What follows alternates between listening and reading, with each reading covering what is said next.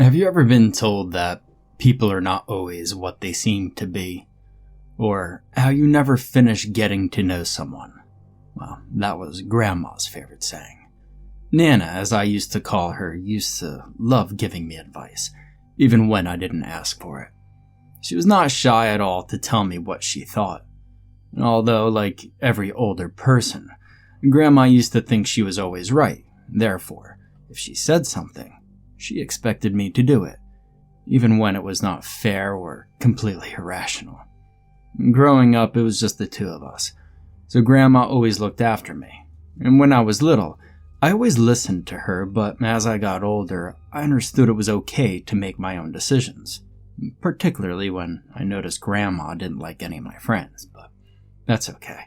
I understood that for some older people, it was harder to understand new concepts and new trends. One thing about me is that it always took me more time than your average guy to do certain things. For example, having a girlfriend. I didn't have my first girlfriend until I was 19 years old. Grandma really loved my girlfriend, Stephanie, but the truth is that I was never really into her. I was into another girl named Celeste Schmidt. She was the total opposite of Stephanie. Now, Celeste was beautiful, sexy, outgoing, and slightly a rebel, which I kinda liked. She sometimes visited our sandwich shop, and Grandma knew I liked her, but constantly told me she wasn't worth it. She also used to say that there was something dark about Celeste, and I never paid attention to those claims since Grandma was always criticizing, well, everything. Now, Celeste sometimes went to our shop with her friends, and most of them were pretty weird to be honest, even though they constantly used to hang around the students area, and they were of a younger age. I was pretty sure they didn't go to college or even had jobs. I never saw them with books or anything, but I constantly saw them with people that went to the local college. And I tried to figure out what Celeste and her friends did. They looked like good-for-nothings, yet they always wore pricey clothes and had cool things, like nice cars. They constantly spoke about parties. I figured out that there were two options. They all must come from wealthy families, or they must be some sort of influencers. Those kind of people who get paid for putting bikini pictures on Instagram and talking about products. Now, last year, my grandma got very sick, unfortunately. And by the time autumn hit, she had passed away. It was a crushing time for me. I had lost the only person I had left in my family. No matter how strong and cold I normally was, her death hit me very hard. Grandma died at the beginning of October, and I couldn't bring myself to work for about 2 weeks, but I had to. After all, the business was my only source of income. My girl Stephanie was there for me for a while as I was dealing with Grandma's death. And she was great, but no matter what she did, I just couldn't love her as she deserved to be loved. And every day I wished the girl I genuinely liked would pay attention to me, but I thought it would never happen. I thought I was way out of her league. Until one day she came to the shop. And this time she was alone, and her friends were just hanging outside. She ordered the usual sandwich and waited by the counter while she was on her phone. After a minute or two, I heard her saying, "Shit." I could tell this happened after her phone turned off. Maybe it was her batteries. Although I didn't know Celeste very well, I kind of figured that she was the kind of girl who just couldn't stay anywhere. She always needed to do something or talk about something. She sometimes would have small talk, but the conversation went nowhere. Mainly my fault, but it wasn't this time. She told me she had noticed we were closed for a couple of weeks. I then explained it was because my grandma had died. Her eyes were wide open after I told her that. I've never seen that expression on her face before. She said she was sorry, and then began to ask me about my life. I was very impressed because she seemed interested. I've never seen her acting so kind and sensitive. She always presented herself as cold and superficial, but while we spoke about my grandma's death, she seemed so down to earth. I mean, hell, she even held my hand through the conversation and asked me if I was single. At that moment, I didn't care about being sincere. I finally had a chance with the girl I always wanted, so I said yes. She asked me if I had any plans for Halloween and then proceeded to invite me to a Halloween party. I asked her where the party would be, and she told me not to worry. She said she would pick me up at the shop and take me there. Of course, I agreed. Later on that same day, I broke up with Stephanie. She couldn't understand why I was doing it, but I was honest, and I told her I'd started seeing Celeste.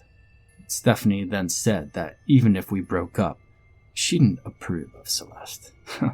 I mean, obviously, right? She said Celeste and her friends are constantly going to the college to speak to lonely students. She thought that was creepy, considering they didn't even go there.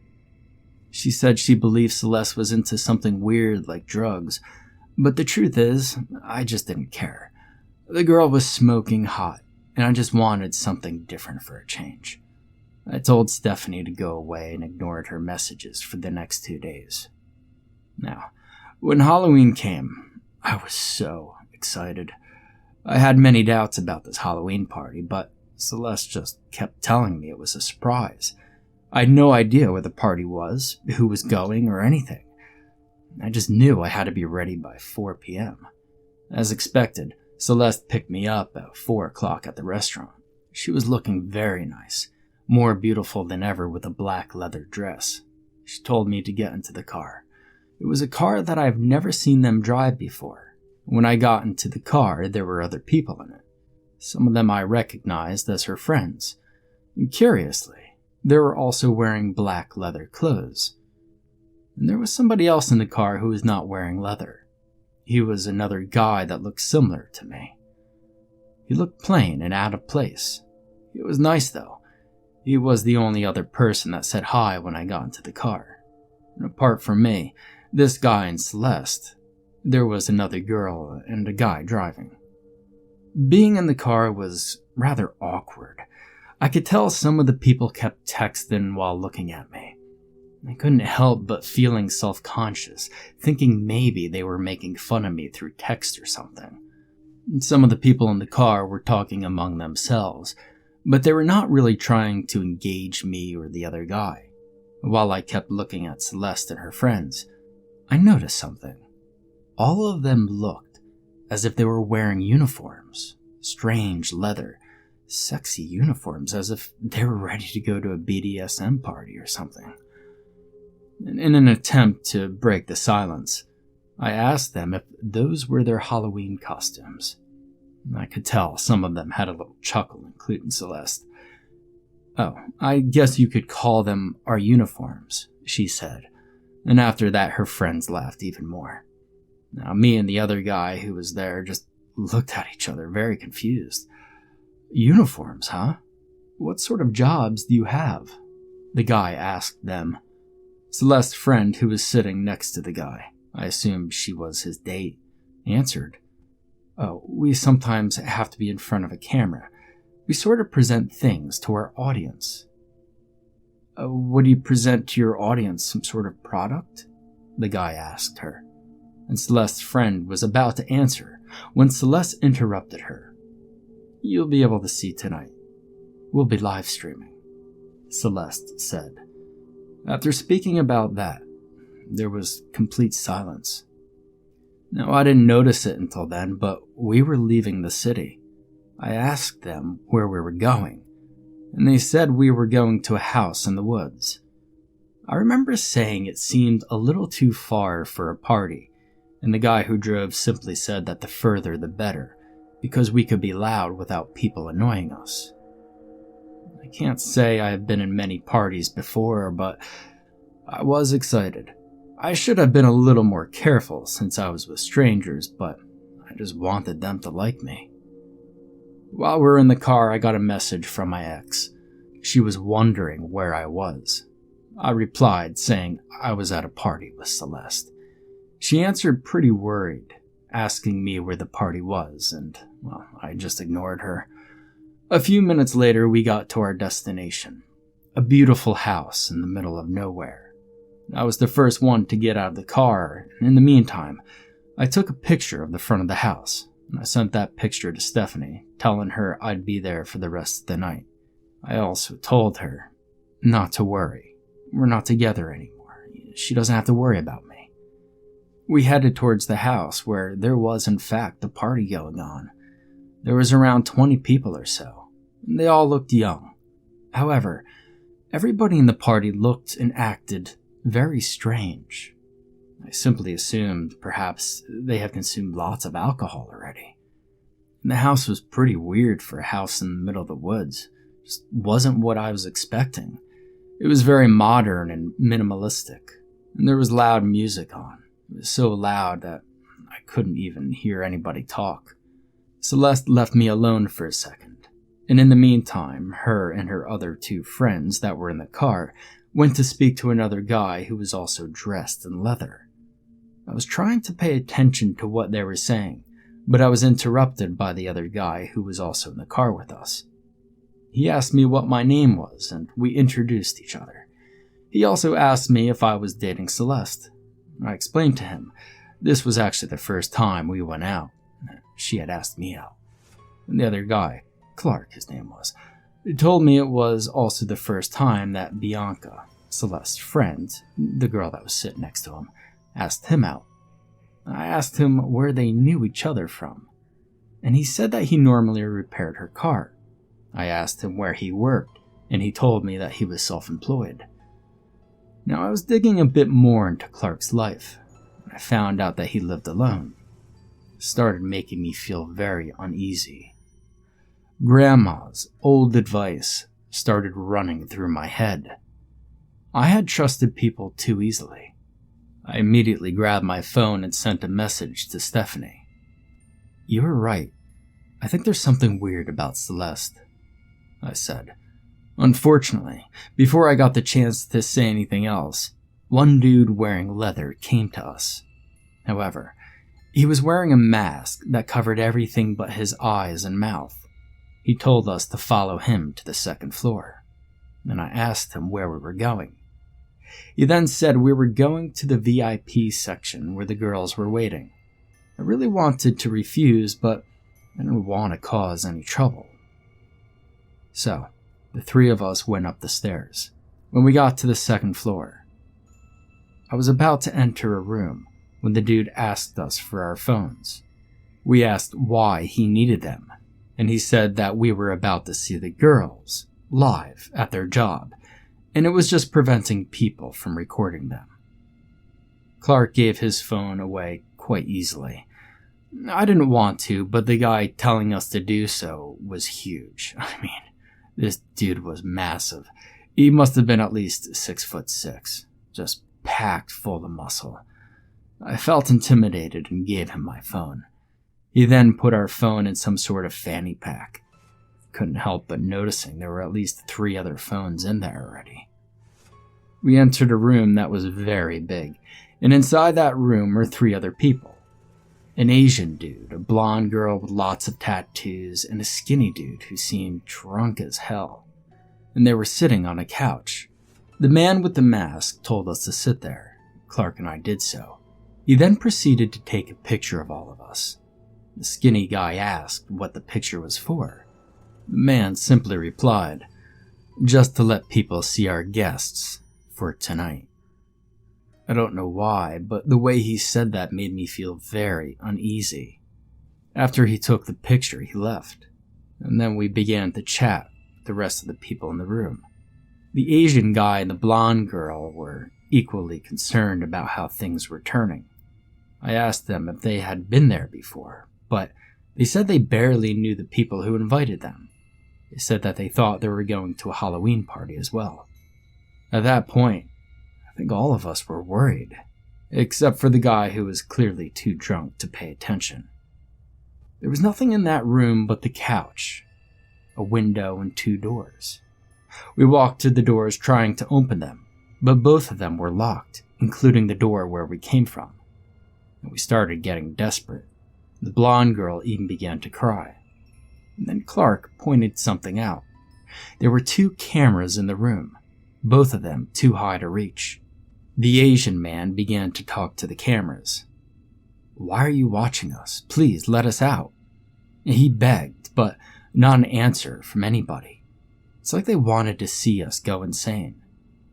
And after about 30 minutes or so, 2 people came to the room. I recognized them perfectly, even though both of them were also wearing masks. One of them was Celeste, and the other was the dude who previously drove the car to get us here. Celeste then called Jackson, the drunk dude, and told him to go with her. We started asking why we were there, why we were being recorded, but Celeste and the dude just ignored our requests. Jackson walked freely towards them, told him not to go, but he didn't listen. We even tried to stop them from taking him away, but then the man showed us a taser gun, so we stepped back. They grabbed some keys and opened one of the doors in the room, not the one where we entered from, and went through with Jackson. Immediately after this happened, Bianca, also wearing a mask, entered the room, and she entered with a laptop and placed it on the floor right in front of us. Now, none of us spoke to Bianca. I think we were all just too scared, and after placing the laptop on the floor, she just left once again. The laptop was on and it was streaming something. We could see Jackson and Celeste, which meant we could see the other room. However, the guy who had the taser gun wasn't there, but after a few minutes he appeared with some company. He was carrying something in his hands, some sort of heavy chain. You might be thinking he was carrying some sort of giant dog or random animal, but no.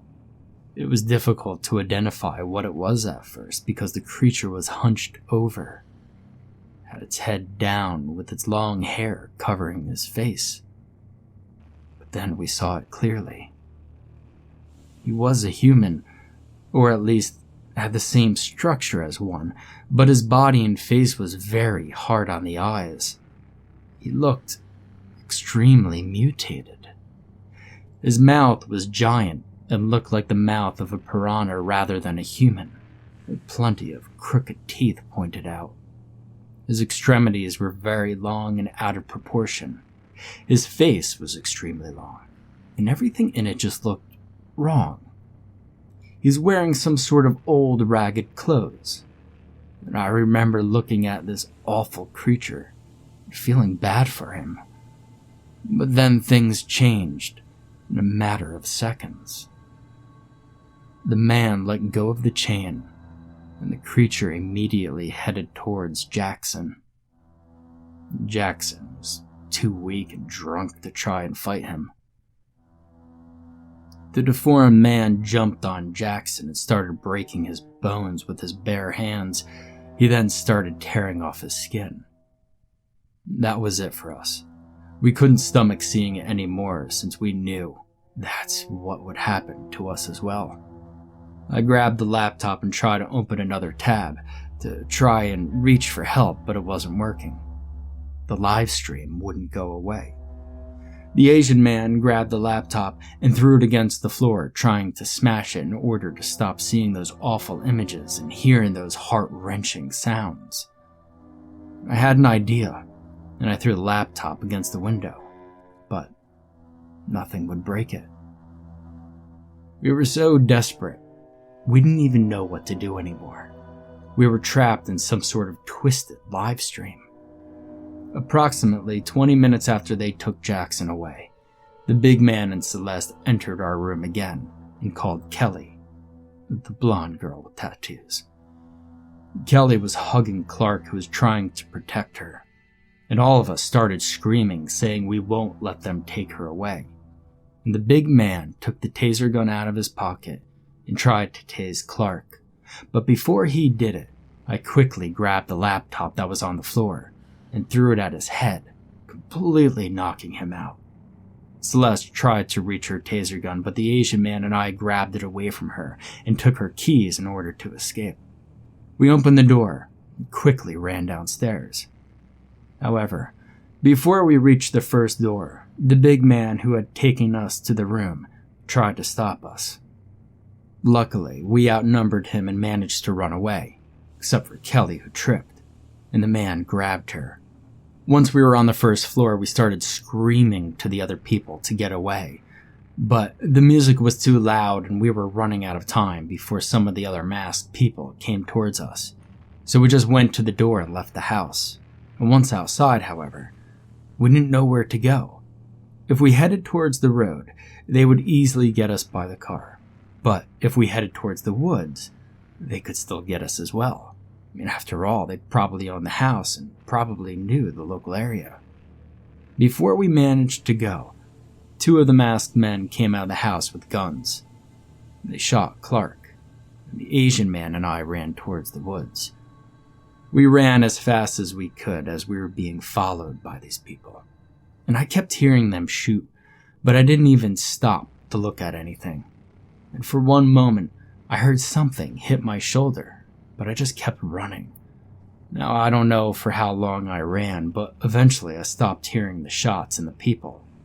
And after a long time of running, I stopped just to look around and noticed there didn't seem to be people following me anymore.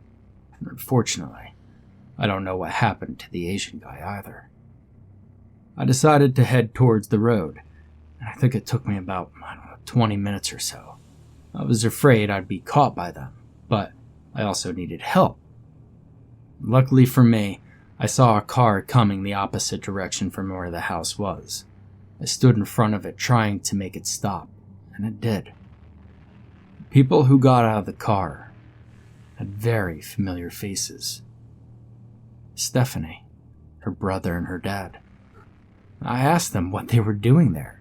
Stephanie said that thanks to the picture I sent her, she saw the address where I was, and after I never replied back, they decided to come and see if I was okay.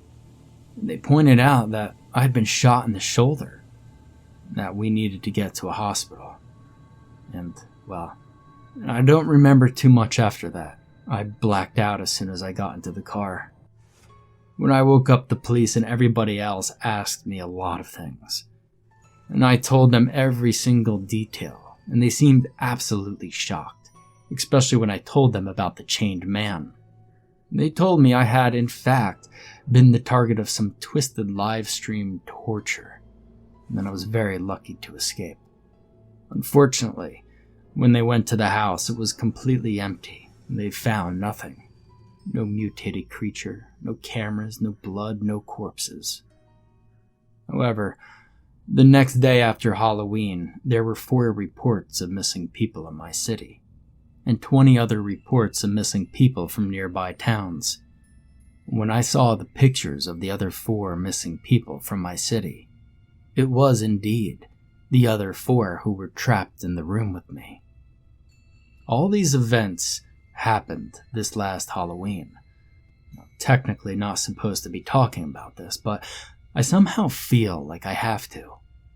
Sometimes we believe in people too easily, and we constantly ignore the advice of those who love us just because they don't tell us what we want to hear.